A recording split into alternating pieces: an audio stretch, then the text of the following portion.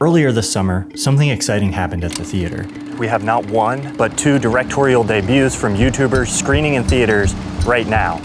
It's been a huge story that has finally put to rest any doubts the industry had about whether or not creators could bring a crowd to the movies. But if you've been paying attention, you know the story didn't start this summer. For years, creators have been making movies and finding creative ways to show them to the world. It's just that now the possibilities feel bigger than ever. And if you're a creator like me who's making a film or you want to make one, you might be wondering, what happens now? How do I tap into this? Backrooms and Obsession were both picked up by major distributors, and getting a call from A24 or Blumhouse is kind of like finding a golden ticket.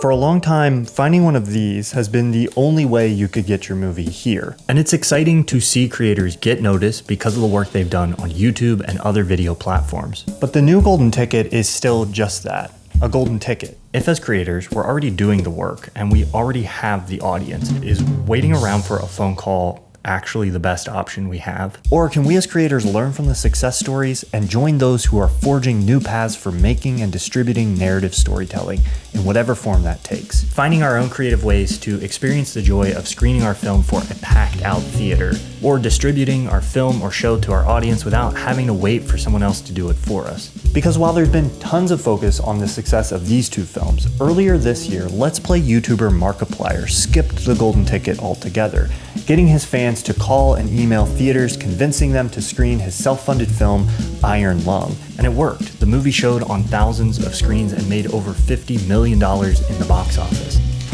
So what if we could print our own golden ticket?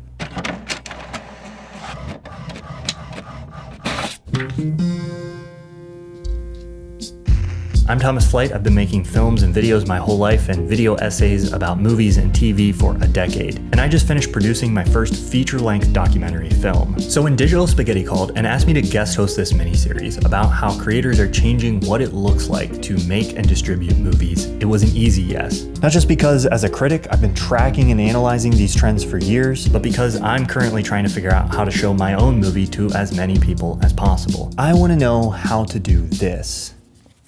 In the past, you had to jump through a ton of hoops just for a chance at getting a golden ticket. You might have to shell out money to go to film school, work your way up on a film set, or know somebody who will be willing to read your screenplay. A few decades ago, just being able to shoot something was a feat. Werner Herzog made his first several features on a camera he stole from his film school. And even if you managed to get your hands on an expensive film camera, film stock and processing could cost you tens of thousands of dollars. And that's before you've paid any actors or crew. And if you managed to do all of this, there was no internet to post your film to. You had to go through a middleman just to be able to show your film to anyone. Digital filmmaking totally revolutionized the craft. Now practicing the art of filmmaking is accessible to practically everyone. Thanks to digital cameras, I was able to start shooting and editing short films at 10 years old. You might still not have professional actors, crew, or expensive VFX, but anyone with a smartphone in their pocket can now practice the core language of filmmaking. And even better, show what they're making to an audience straight from their laptop or phone. Of course, YouTube, Instagram, and TikTok have formed the new proving ground for those who want to practice the art of filmmaking. It took Hollywood a moment to notice what was happening, but now they're paying attention. They've started to see that many of the skills creators are honing making videos clearly translate to movies and TV, and that audiences want the opportunity to sit with other people and see their favorite creators work on a bigger screen. But what if you've shown your ability as a filmmaker online, built an audience, and still nobody calls? It's great to be able to make work that can be seen by thousands or millions on social media, but the digital revolution hasn't changed how special it is to let an audience experience a film together on a cinema screen or collect physical media. And while we love creating videos online, many of us dream of making work that lives alongside the work of the filmmakers that have inspired us, and of playing our own role in keeping movies and TV alive. But how exactly do we do that without one of these? This is one option. I bought the Blu-ray for Freddie Wong and Matt Arnold's new movie We're All Gonna Die after I saw the ad that plays at the beginning of the movie, which they uploaded to YouTube. Markiplier had his fans call theaters and got his film onto thousands of screens. Joel Haver uploaded 12 movies to YouTube in 1 year.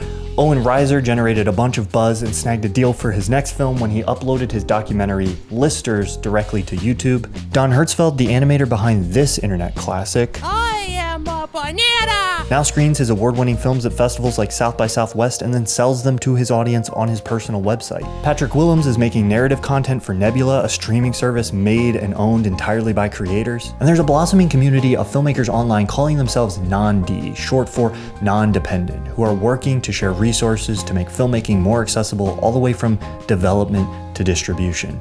All of this is why I'm headed out to talk to some creators who are changing the way we make and distribute motion picture storytelling in whatever form that takes. The reality is, it's a scary time for many people in the industry. The same digital revolution that made it possible for anyone to pick up a camera and practice the art of filmmaking also disrupted the old models of filmmaking and distribution. Those models certainly weren't perfect, but people understood how they worked and they kept a lot of creatives employed. Streaming, social media, and COVID, along with other factors, has significantly eroded box office attendance for major blockbusters. As the studios try to adapt to this changing media landscape, there have been strikes, layoffs, and corporate consolidation. But this kind of thing has happened before, and while these moments are scary, they can also provide a creative opportunity. Studio disruption in the 40s and 50s eventually gave us New Hollywood, which led to some of the greatest films and filmmakers of the generation. And I truly think it's possible we're entering a new Hollywood, one where creators are leading the charge, where you can go completely outside the system, print your own golden ticket, and still get your movie seen by potentially millions online or pack out movie theaters. But if you're a creator like me who's trying to find the best home for their work, or a creator who wants to get something made, which of these many paths do we take? What do we need to know about filmmaking before embarking on this journey? Nobody knows for sure, but join me as I chat with these creators about the paths they're forging to see what we can learn along the way.